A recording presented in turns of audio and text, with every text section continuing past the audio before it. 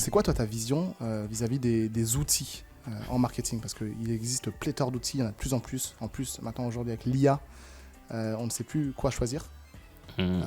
Comment tu procèdes lorsque tu dois choisir un outil par rapport à un objectif spécifique? Est-ce que tu vas en tester plusieurs, les comparer? Est-ce que tu vas prendre le premier qui te passe sous la main? Je sais que par exemple, toi, tu as ta vision aussi par rapport à Notion qui est.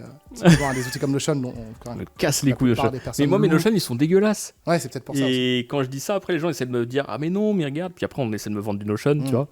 Mais non, j'ai un peu du mal effectivement là-dessus. C'est compliqué en fait. Déjà, ça dépend ce que tu cherches à faire là-dessus. Et puis, tu vois, tout à l'heure, j'étais sur mon tel et je vois l'icône de Perplexity. Putain, en fait, ça fait déjà 2 semaines que je m'en suis pas servi, je pense. Alors, Perplexity, pour les personnes qui nous écoutent, c'est donc une IA. C'est un peu le Google IA, c'est un moteur de recherche boosté à l'IA, quoi. Ouais, concrètement, c'est un peu ça. Puis, tu sais, l'IA, ça change tellement et tout ça. Puis, il y a quelques jours, j'ai été renouvelé de Midjourney, qui permet, elle, de générer des images et tout ça. Et c'est pareil, Midjourney, je m'en sers pas tous les jours, quoi. Et du coup, t'es là, bah ouais, je paye ça. Est-ce que je dois les abandonner ou pas? Mais en même temps, des fois, j'en ai besoin. Donc, t'en as qu'il n'y a pas d'engagement, donc tu vas faire un petit peu de cette façon, tu vas prendre un peu de manière éparse, quoi. En quelque sorte, tu vas couper, tu vas reprendre, etc. Tu déshabilles Paul pour habiller Pierre. Enfin, tu vois, moi, parfois, je vais couper un abonnement pour en prendre un autre. Bah ouais, parce que ça paraît plus utile. Puis t'en as d'autres où t'es engagé à l'année, quoi. Genre, par exemple, Supermetric, qui par contre est un top outil. J'adore Supermetric, qui permet en gros de te récupérer tes datas de pub de manière très clean dans des tableaux, dans des bases de données, etc. Ça centralise tout, quoi. C'est ça. Et c'est vraiment intéressant pour automatiser ça et suivre ta data. Je vous mets un lien dans la description si ça intéresse. Et en fait, ça, c'est un top outil. Par contre, tu es engagé à l'année.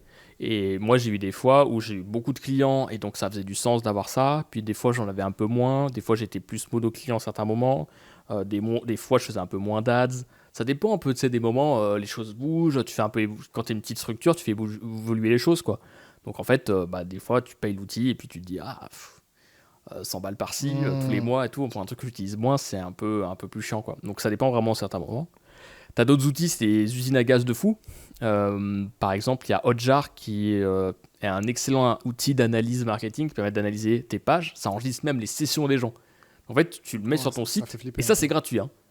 C'est-à-dire que gratuitement, tu peux regarder une trentaine ou centaine de sessions de gens, donc ça t'enregistre et tu vois où est-ce que j'en clique, tu peux faire des heatmaps et tout. Ouais, les heatmaps, donc c'est la carte de chaleur, donc tu peux voir où est-ce que le regard, enfin pas le regard, mais la souris se porte sur l'écran, c'est ça? Exactement. Et du coup, ça te permet d'avoir une analyse très fine. Parfois, c'est overkill, tu vois, là on dit ça, t'as plein de gens, ils ont les yeux qui brillent, ils disent j'installe ça tout de suite et tout. En réalité, ça te sert quand t'as beaucoup de volume et que tu veux savoir des informations assez précises. Donc c'est assez poussé, c'est très spécifique. Si tu débutes, c'est pas le premier truc à acheter. Petite pause pour vous présenter rapidement marketeur full stack. Un marketeur full stack, c'est un métier qui vaut cher sur le marché parce que les compétences d'un marketeur full stack, elles sont désespérément recherchées par toutes les entreprises. C'est une super opportunité de se démarquer si vous êtes déjà dans les métiers du marketing et de la communication, surtout à une ère où il y a de plus en plus de freelance et des IA toujours plus avancées. Comme le métier est encore peu connu, on vous a créé une vidéo complète pour vous le présenter en détail. Si ça vous parle, cliquez dans le premier lien en description de la vidéo. Et moi, je me rends compte d'ailleurs que je vais beaucoup plus travailler sur du start, sur la performance, sur des gens et mettre le pied à l'étrier à ce sujet-là, plutôt que gérer des très gros volumes de pubs avec plein de créa, plein de machins, plein de landing page, etc. Ça, c'est pas vraiment un cas que j'ai eu. Et je pense que je serais moins bon parce que j'ai un profil peut-être moins cadré pour ça. Mais par contre, faire le start et lancer les tunnels et mettre en place les choses, ça, là-dessus, je suis bon là-dessus, quoi, tu vois. Donc après, ouais, tu as plein d'outils différents et il faut essayer de trouver lesquels te correspondent, quelle est ta stack à toi, les outils que tu aimes utiliser, etc. Et avant, tu sais, j'étais un peu gêné, je ne sais pas forcément les facturer, je ne sais pas forcément ou autre. Et en fait, aujourd'hui, je me dis, ouais, mais en fait, j'ai réfléchi à ça, je me dis, mais s'il me force à utiliser un autre outil, je dois tout réapprendre, j'aurai moins de perf, je serai moins efficace. Donc, à un moment, je me disais, soit je leur dis cash, en fait, ouais, mais si on fait ça, si vous me forcez à utiliser vos outils, je vous garantis plus quoi que ce soit. Ouais. Forcément, tout de suite, ça râle. Et maintenant, je suis à un stade radical où je dis, tu veux pas utiliser mes outils? On bosse pas ensemble, en fait. Ouais. Si je dois faire la presta, si c'est moi qui fais la presta, on bosse pas ensemble. C'est toi qui fais la presta, tu peux utiliser les outils que tu veux si tu le souhaites. Par contre, moi, je peux te conseiller jusqu'à une certaine limite, mais après, si tu es bloqué par les outils par rapport à ce qu'on dit, c'est ton problème. Moi, je peux te conseiller, mais c'est à toi de prendre des décisions derrière. Et je vois beaucoup de boîtes, tu vois, qui vont prendre des fois des trucs, par exemple, ça c'est un truc qui qui me saoule, quoi, c'est que tu as des prestats, par exemple, ils vont aller vendre du HubSpot, par exemple, à tout le monde. Ouais. Donc, ils te proposent un abonnement HubSpot avec plein de trucs en te vendant du rêve et ils te font croire que c'est l'outil qui va changer ton marketing. Si tu as un problème de marketing, t'inquiète, prends HubSpot, tu n'auras plus de problème. HubSpot, c'est un outil qui permet de faire plein de choses, beaucoup de choses. C'est un outil qui est aussi cher. Le méga CRM. C'est ça, c'est un peu le Amazon du market, quoi. Donc, ils ont même, je crois qu'il paraît que le concept d'inbound marketing, ça vient d'eux. Ouais, en tout cas, ils ont beaucoup théorisé là-dessus. Ouais, ils ont énormément apporté au marketing quand même. C'est une très très belle boîte, HubSpot. C'est une top boîte et tout là-dessus. L'outil, on en pense ce qu'on en veut, etc. Moi, je trouve qu'il est presque un peu trop complet. Et il y a certains trucs, moi, qui soit le landing page ou autre, que j'aime moins. Mais il faut reconnaître que c'est quand même un très bon outil sur plein d'aspects, qui fait plein de choses, etc. Mais en fait, tu mens aux gens en disant qu'ils ont un problème d'outils. S'ils n'ont pas de lead, ça sert à rien qu'ils aient un outil. J'ai accompagné une boîte de 70 000 à 1 million par an avec un tableau Google Sheet. On n'avait que ça, quoi. On avait plein d'onglets. Donc on avait une vingtaine d'onglets avec tous les prospects qui s'ajoutaient dedans avec un Zapier, c'est tout. Il n'y avait rien d'autre, quoi, tu vois. Je crois que même c'était un Typeform qu'on avait. Enfin, tu vois, les gens ils remplissaient un formulaire, ça arrivait sur un tableur et voilà. Et derrière, les commerciaux, ils prenaient l'onglet, ils mettaient une petite case à cocher manuellement où j'ai appelé, oui, non, machin. C'est tout. Oui, parce qu'au-delà de l'outil, ce qu'il faut bien comprendre, c'est les mécanismes qu'il y a derrière. C'est qu'est-ce que l'outil va te faire gagner en termes de temps, en termes d'énergie, en termes de prise de tête, tu vois, ou moins de prise de tête. Moi, je pense à l'exemple de TLDV, tu sais, c'est ces petits robots, intelligence artificielle qui arrivent. T'as l'impression que t'es que deux en visio, puis t'as les deux robots de chacun qui arrivent. Le meilleur, c'est les webinars, tu sais, qui sont pas vraiment des webinars, mais plus des confs. Et la personne, elle te donne un Google Meet. C'est ça. Et tu t'arrives et t'as 80 personnes qui sont inscrites, t'as 80 bots qui arrivent, qui commencent à prendre des notes. Qu'est-ce qui se passe? Ou alors que tu te retrouves tout seul avec le bot. Je propose 2 cafés, un pour ton bot, un pour toi. Et donc TLDV, je crois que c'est plus de 30 balles par mois. Là, je viens juste d'arrêter mon abonnement parce que d'ailleurs, c'est toi qui m'as fait remarquer ça. C'est que maintenant sur Google, alors c'est peut-être avec la version payante, je sais pas, parce que moi j'ai la version payante. Donc je sais pas si ça marche en gratuit, mais tu sais, maintenant avec l'IA de Google, donc Gemini, tu as la retranscription automatique. Tu as juste à cliquer sur un bouton. Et donc, si tu enregistres la vidéo et que tu cliques sur le bouton retranscription, tu as ta vidéo d'un côté et la retranscription textuelle et même le résumé de l'échange. TLDV, c'est la même chose, mais en payant. Alors, évidemment, c'est mieux fait. Et quand tu cliques, puisque les deux sont reliés, tu peux aller directement au bon endroit avec tu sais, ça te chapitre tout. Et en cliquant sur le bon moment, tu as le passage en question et tu peux réécouter ce que la personne dit. Donc, c'est vrai que c'est un petit plus. Mais tu vois, je pense que plus que jamais, la stack d'outils, elle est mouvante aussi, elle évolue avec le temps. Beaucoup bouger. Et tu as des outils, moi, à l'inverse. TLDV, c'est génial, encore une fois, mais je vois moins la valeur aujourd'hui. Et tu sais, ça évolue. Maintenant, tu as des IA gratuits. Alors que quand c'est sorti, c'était un truc de fou. Alors que quand c'est sorti, c'était un truc de fou. Et aujourd'hui, même, tu vois, ChatGPT, même, c'est tellement élaboré que ça peut remplacer des choses. Alors, je sais pas ce que ça vaut par rapport. Enfin, Midjourney, tu vois, j'ai pas énormément poussé les tests, tu vois, de génération d'images et tout, mais il faut vraiment rester quand même. Je trouve que Midjourney est très bon. Mais en tout cas, il faut vraiment rester au fait de ça peut changer en fait.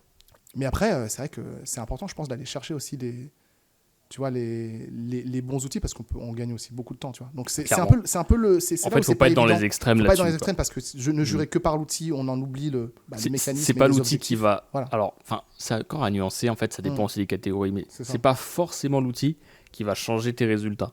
Maintenant, ça a une limite. C'est-à-dire que par exemple, tu as besoin de faire des landing pages. Si tu as un outil, un WordPress tout pourri qui rame, tu as une expérience pourrie, etc. Ta landing page ne va pas marcher, les gens vont se casser, tu n'auras pas de performance, tu vois. Donc là, c'est là où il y a un peu de limite là-dessus. Mais pour autant, tu peux avoir le meilleur outil de landing page. Moi, j'utilise pas mal Leadpages ou LandingG, que j'aime bien aussi. Pareil, des liens pour tous les outils qui vous intéressent. D'ailleurs, j'ai fait un gros article là-dessus sur un peu les différents outils que j'utilise et tout. Pareil, je mettrai le lien et tout. Et j'explique pourquoi je les utilise. Typiquement, là, même si tu fais ta landing page de manière très clean et tout, si tu as un mauvais message, ça change rien, quoi. Si tu as un super CRM et que tu n'as pas de prospects, ton CRM va être vide. C'est ça. Par contre, si tu as un bon CRM et que tu commences à avoir des prospects, que tu as besoin de te dire qu'est-ce que j'ai dit à qui et tout machin quand j'ai discuté et tout, ou que tu as besoin de transmettre des informations aux commerciaux ou autres, là c'est important de t'outiller. Mais il faut que tu t'outilles à la hauteur de ce que tu as. Il ne faut jamais te dire un outil va remplacer des problèmes structurels et fondamentaux que j'ai pas. Exactement. Donc c'est d'abord les fondamentaux et ensuite l'outil ça va être un multiplicateur pour le faire X fois plus vite, X fois mieux, etc. Donc faut pas être un gros rat dans le sens où j'investis dans aucun outil, tu vois.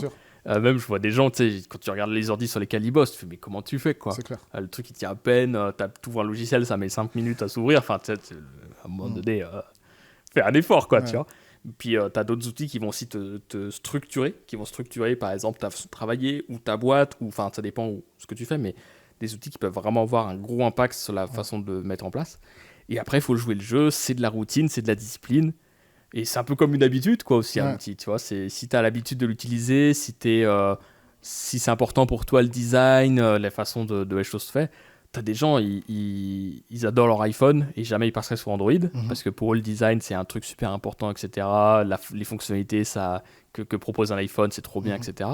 Alors que t'en as d'autres qui comprennent pas l'autre côté, qui se disent bah, moi j'ai un Android, ça marche très bien, je fais les mêmes trucs, je fais même plus de trucs qu'avec un iPhone. Tu vois, c'est des gros débats, quoi. Bah oui. C'est un peu la même chose, hein, finalement, sur l'outillage. Ouais, et finalement, le meilleur outil, est-ce que c'est pas celui que tu utilises régulièrement et qui contribue à t'apporter des résultats, quoi. Ouais, j'ai l'impression d'enfoncer une porte ouverte parce que je pense que c'est évident pour tout le monde, mais c'est évident dans la tête, mais dans la pratique, je pense que ça c'est peut-être une bonne, pour le coup, une bonne pratique, une bonne habitude de tous les X, enfin dès qu'on y pense, mais tu vois, tous les mois, peut-être tous les trimestres, de revoir un petit peu les différentes tu vois, sur son relevé bancaire, un petit peu les différentes lignes de moins 25, moins 19 euros, moins X $. Et puis des fois, après, quand de se dire, dans une ok. équipe, ça commence à chiffrer vite. Hein. Exactement. Parce que par exemple, quand à tu prends en HubSpot, équipe, tu as des boîtes, elles peuvent vite dépenser 20 000, 40 000, 50 000, 100 000 par an. Hein. Vraiment, et pas des rien que grosses sur boîtes. HubSpot, Hein. Ouais. Dès que tu commences à avoir toute la suite et tout, tu commences sur des niveaux où c'est 1000 balles le poste. Hein. Donc, ça peut vite chiffrer. Maintenant, si tu as des super perfs derrière, ça vaut le coup. Bah, c'est ça. Mais il faut le prendre en compte. C'est ça. Et ouais, j'adore l'idée du tableau Excel avec des. Enfin, c'est quoi non, c'était pas Make, c'était Zapier. Il y avait Zapier à un moment, mais c'est surtout Typeform en fait. Ouais. Tu vois, tu remplis ton formulaire. Ouais. C'était ça l'autre landing page. C'était un formulaire Typeform. Ça arrive sur le. Enfin, tu vois, c'est hyper simple quoi. Tu as un formulaire Typeform, il qualifie le prospect. Et derrière, il envoie sur le tableur et il te dit ce que la personne a répondu et s'il est qualifié ou non. Et donc, du coup, les commerciaux, ils savent qui appeler en priorité. Ouais. Et les autres, après, tu peux les mettre dans ta base mail et puis tu nurture jusqu'à qu'ils soient prêts, quoi. Notre conversation sur les outils, ça me fait penser à la fameuse courbe que tu adores, tu sais, avec le teubé d'un côté, le Jedi de l'autre, et puis le mec au milieu, tu vois, qui se croit intelligent. Et tu vois, qui la plupart d'entre nous, ça, la courbe de Gauss, un peu comme ça. C'est la plupart d'entre nous, le mec du milieu. Bah ouais, c'est la plupart d'entre nous. Hein. Je suis conscient aussi de mes biais, tu vois, bien sûr. Enfin, j'essaye. Et c'est un peu ça, quoi. Tu vois, le mec, au tout début, il utilise juste l'application Notes. Ça. Pour prendre des notes, en tout cas. Celui au milieu, il va avoir Notion avec plein de 3 CRM, des CRM et trucs. Et puis le gars, en fait, hyper avancé, finalement, il va peut-être utiliser que l'application Notes. C'est ça. Mais c'est juste qu'il est tellement bon dans ce qu'il fait, il a tellement compris son marché, il passe à l'action, etc., que finalement, il n'a pas besoin de réinventer la roue sur les outils, quoi. Mais je pense qu'il y a après, ça c'est le côté un peu même, c'est un peu, tu vois. Ouais, mais en vrai, c'est quand même. Mais c'est quand même assez vrai. C'est quand même très vrai. Ce que je veux dire, c'est que à un certain niveau, je pense que si tu veux aller plus vite, tu vois, le fait d'avoir un vrai CRM, par exemple, clairement, ça si fait une ce que tu énorme fais marche, par rapport à... Oui, bien sûr. Tu peux te récompenser avec des outils cool. Moi, tu vois, j'utilise un CRM, toi, je sais que c'est plutôt Pipedrive que tu utilises. Moi, j'utilise Folk, qui est apparemment plus pour les indés et tout. Et ce qui est trop bien, c'est que quand je parle à quelqu'un sur LinkedIn, mais ça marche aussi sur WhatsApp, aussi sur Instagram, j'ai le petit plugin sur mon navigateur. Tu vois, moi, j'utilise Arc, mais tu vois, ça marche aussi sur Google Chrome. Et donc, ça me propose directement Add to Folk. Donc, je peux ajouter directement en un clic. Ça va me ajouter la personne dans mon CRM. Et je vais pouvoir ensuite, directement sur la même page, ajouter les différents éléments, la date de contact, etc. Et en plus, il va me proposer directement de m'enregistrer le message que j'ai envoyé à la personne. Enfin, en tout cas, l'échange avec l'heure, le jour et le message. Donc franchement, ça fait quand même gagner pas mal de temps. Clairement. Bah, par adresse, c'est pareil. Dès que tu envoies un mail à un client, il est sur sa fiche. Voilà. Tu peux envoyer tes contrats, tes devis, à faire signer électroniquement. Enfin, tu gagnes vachement de temps, quoi. Mais si tu n'as jamais de contrat, jamais de devis, ça sert à rien. C'est ça. Et donc, c'est... Après, si tu veux vite complexifier un peu les choses, donc il faut tester des choses, il faut tester des outils, il ne faut pas oublier de les couper. Il faut se dire, OK, on choisit un outil, on teste, dans la mesure du possible. Tu as aussi des domaines ou des métiers où les outils, tu t'engages sur longtemps, tu testes. Donc là, il faut demander des démos, il faut vraiment l'essayer à fond. C'est pas toujours simple de trouver la bonne stack. Des fois, tu sous-exploites les outils. La plupart du temps, c'est ça. Les outils sont capables de faire plein de trucs, ils font plein de mises à jour, mais en fait, toi, tu utilises vraiment 10%. C'est ça. Zapier, par exemple, moi, j'utilise que 10%. Je fais quelques zaps avec 6-7 étapes max, mais derrière je vois qu'ils ont des trucs pour faire des interfaces, des tableaux, j'ai rien compris, j'ai rien suivi et ça m'intéresse même pas en fait, tu vois. Mais il vaut mieux utiliser les 10-20% très bien. Absolument. Donc, mais je me rends compte de ça aussi, je fais un petit parallèle pour le coup avec la musique, moi qui compose depuis pas mal d'années, et tu vois j'avais des potes, je me souviens un pote avec qui je composais, il avait des banques de sons, mais il avait des centaines de gigaoctets de musique et tout. Et en vrai, tous les types de tambours qui existent. Alors il sortait pas mal de musique à un moment donné, mais après il s'arrêtait d'en sortir. En fait, je me dis, en fait, le mec il a tout ça, et limite tu te noies quoi. Alors que parfois il vaut mieux bosser avec ce qu'on appelle les plugins qui sont intégrés dans le logiciel de base, tu vois. C'est des trucs très simples. Alors oui, ça va peut-être pas incroyable, mais ça fait grave le job. Et de toute façon, un compresseur, ça reste un compresseur, un EQ, ça reste un EQ. Enfin, tu vois, un peu pareil qu'un CRM, c'est un CRM, et un logiciel de retranscription, c'est tu vois. Un CRM, c'est une forme de tableau. Hein. Exactement. Et donc, une fois que tu as compris ça, tu as les grands principes, tu peux faire des très bonnes musiques avec des ingrédients relativement basiques, tu vois. Et ça marche pour tout. Et finalement, c'est même mieux parce que tu as moins ce paradoxe du choix aussi. Tu sais, à chaque fois que j'ai des problèmes un peu de marketing, je suis pris d'un réflexe à la con, qui est de commencer à tout bidouiller. Changer la couleur du bouton, changer où j'ai placé mon texte, tester frénétiquement plein de tu sais, la H1, la première ligne de ta page, la changer, etc. Tester ça de manière frénétique. Et en fait, fondamentalement, le problème, c'est que c'est un problème de message.